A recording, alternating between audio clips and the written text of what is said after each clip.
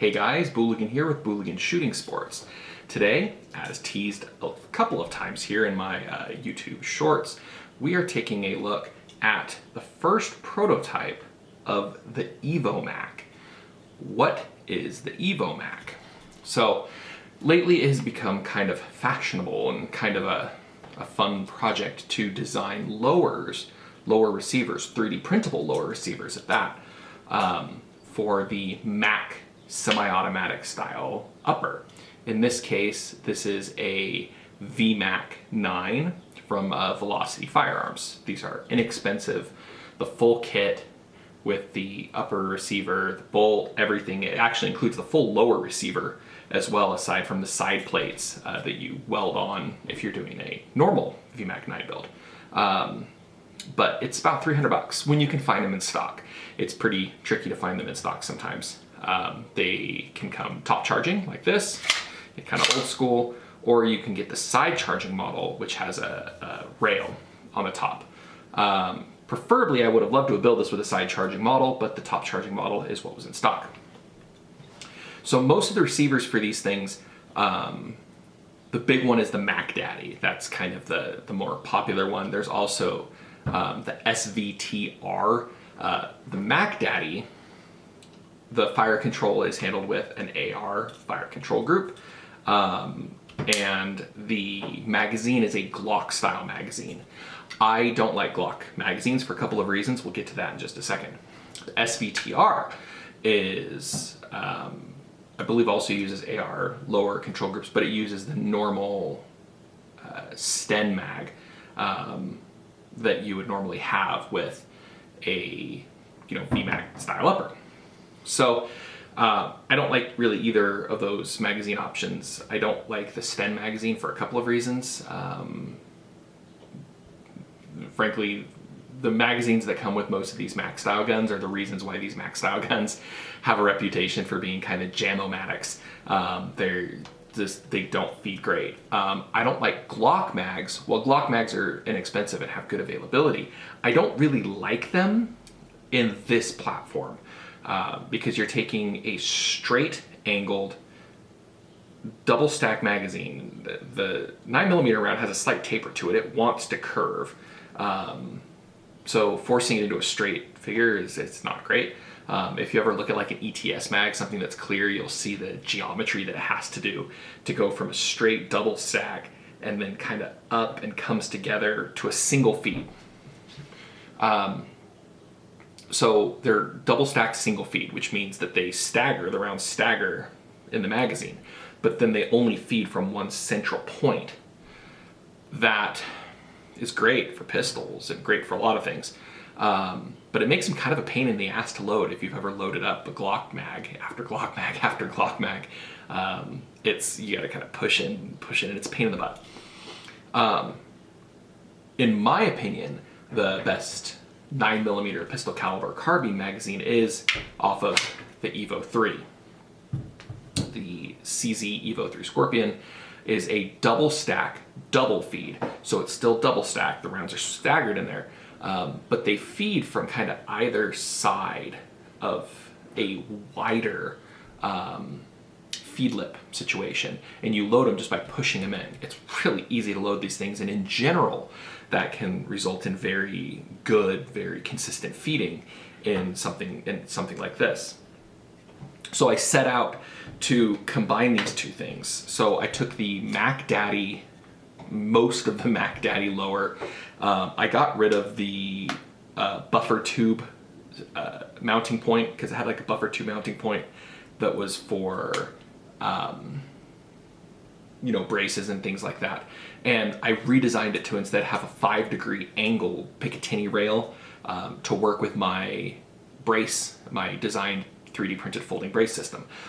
We'll talk about the brace system again because I feel like I have to do this kind of all the time and why this thing is not a stock.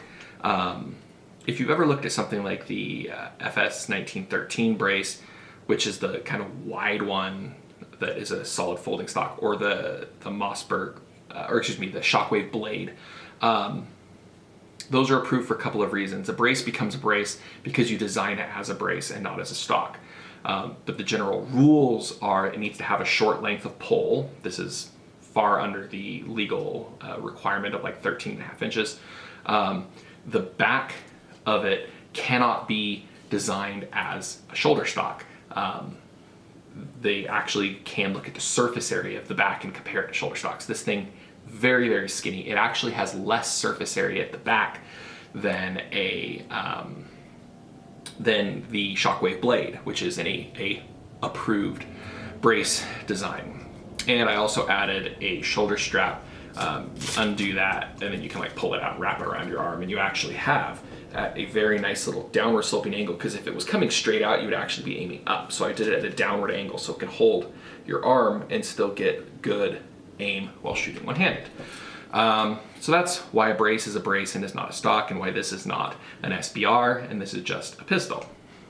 But anyways, I designed it with an arm that has a 5-degree drop in it, so that you have a total 10-degree drop between the 5 degrees at the rail and the 5 degrees at the brace body itself. The cool part is then when you fold it up, like magic, it is now parallel. Nice, flat, because 5 plus 5, they cancel each other out and makes for a nice, very snug little package. So that was the first thing I added. The second thing I had to add was a rear sight option, because I ended up with the top charging model, not the side charging. I didn't have a rail, and the normal rear sight is built into the lower receiver on one of these Mac style lowers.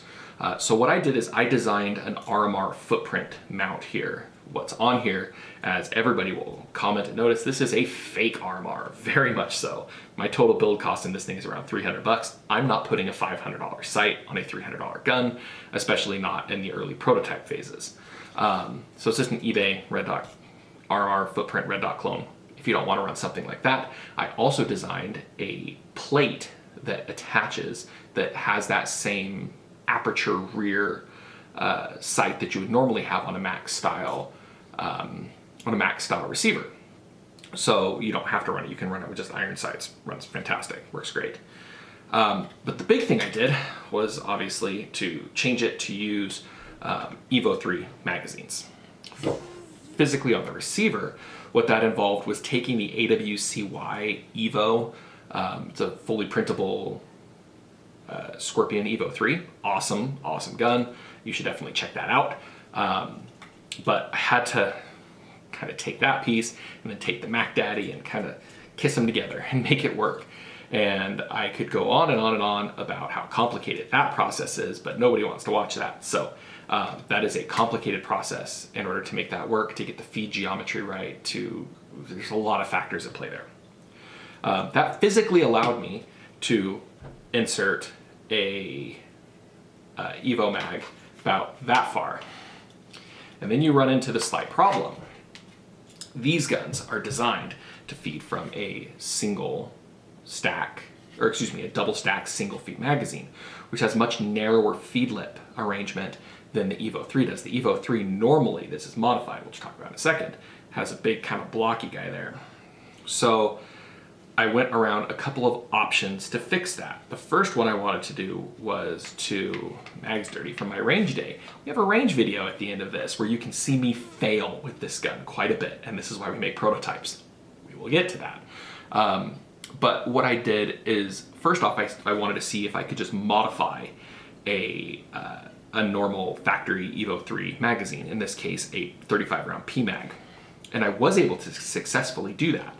All I had to do was just very carefully with a belt sander sand down the edges until it was able to fit physically inside the upper receiver. The upper receiver is kind of narrow, and then it has to physically fit inside the bolt channel so that it can actually fit. The cool part with these, the VMAC 9, there's two different kinds of bolts for these Mac 11/9mm uppers. There's single feed and double feed.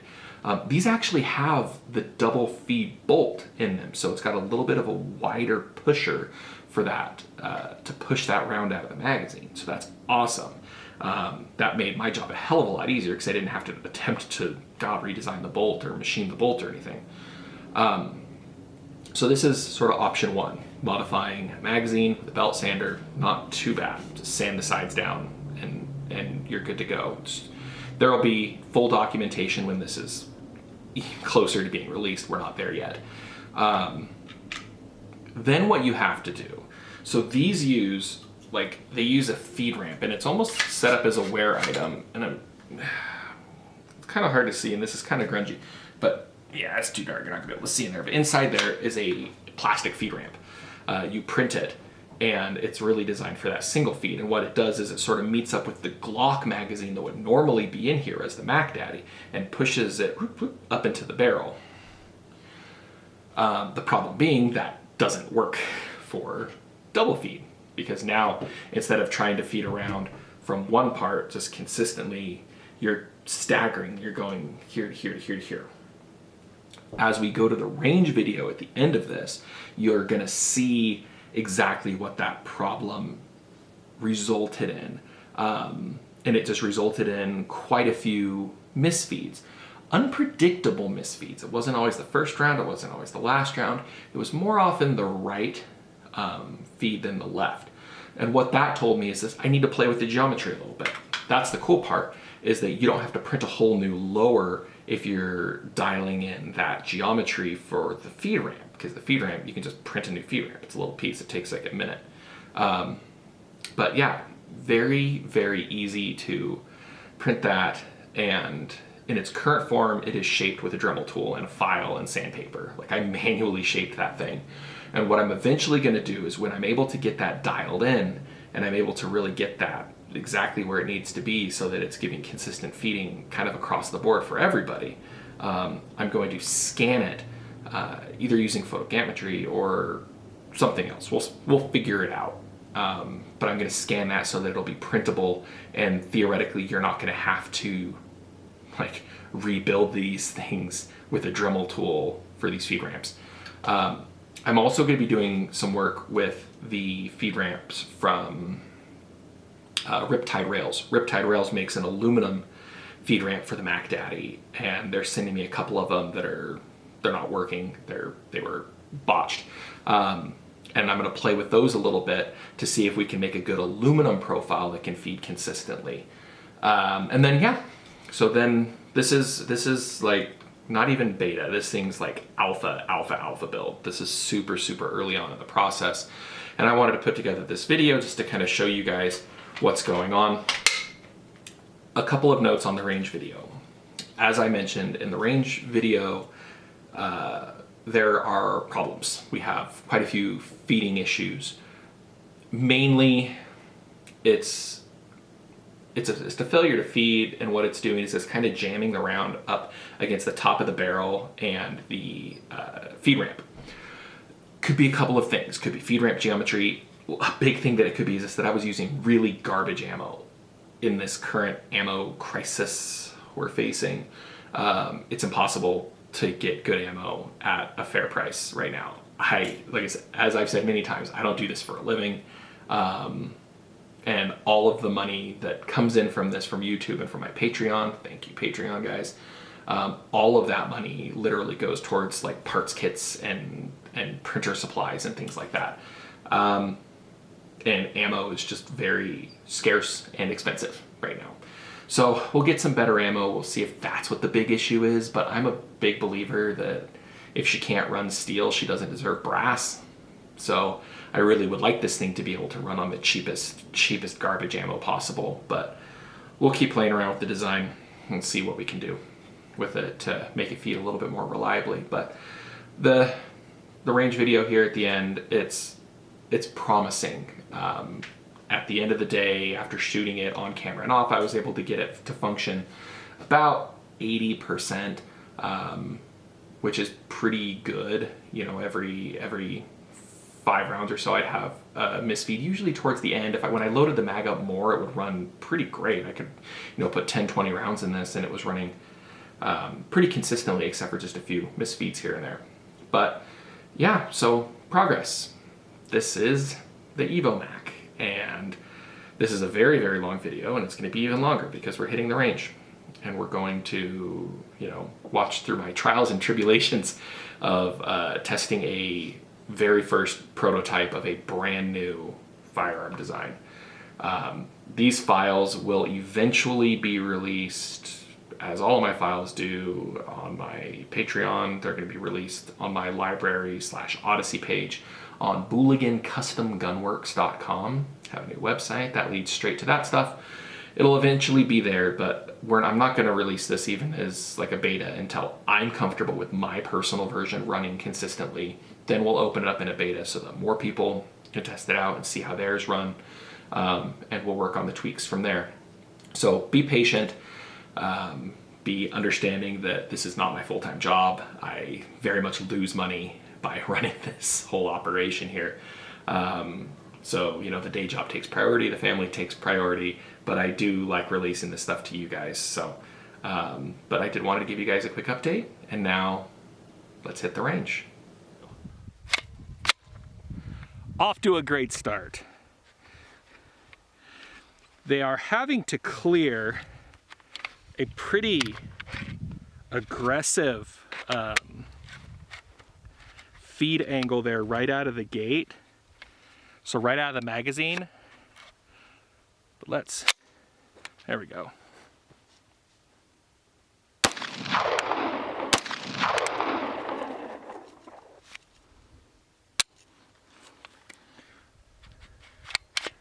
Oh, I pulled the magazine out on that one.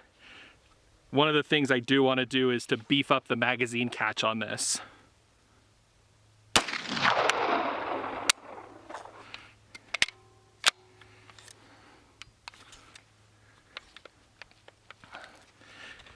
This is what happened last time.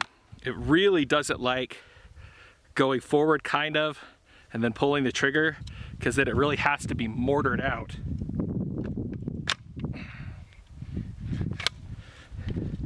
But hey, receiver seems to be strong enough to handle a little bit of mortaring.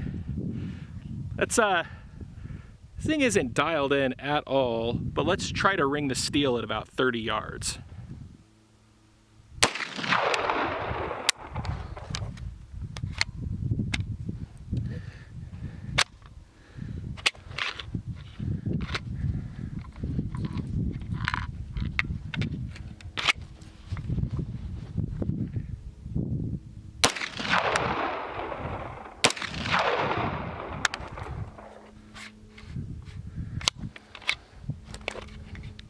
One more left. We are nowhere near the steel, I don't think.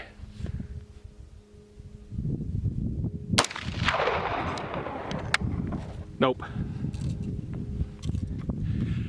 So this is why we test. This is why we get out to the range and we see how this stuff actually runs. Keep in mind, this is a brand new design.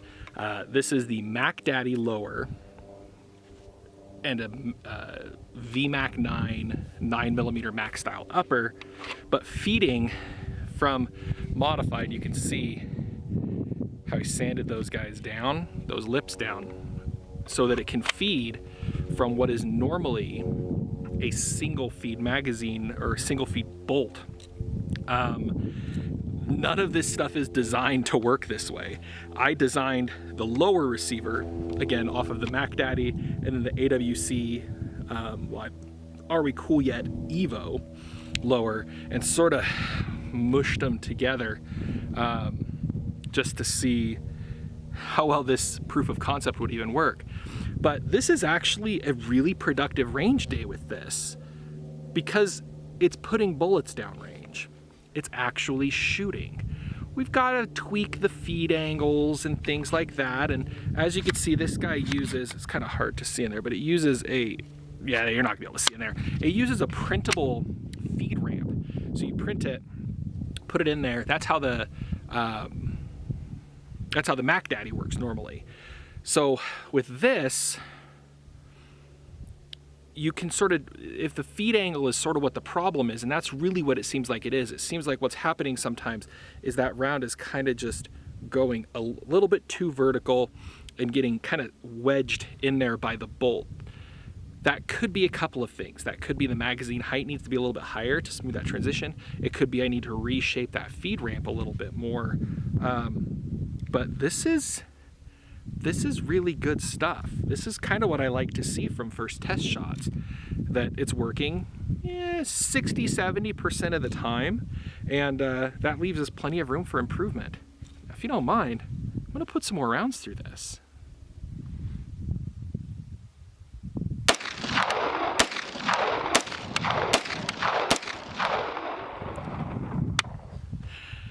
And just like that, it runs flawlessly. What the heck?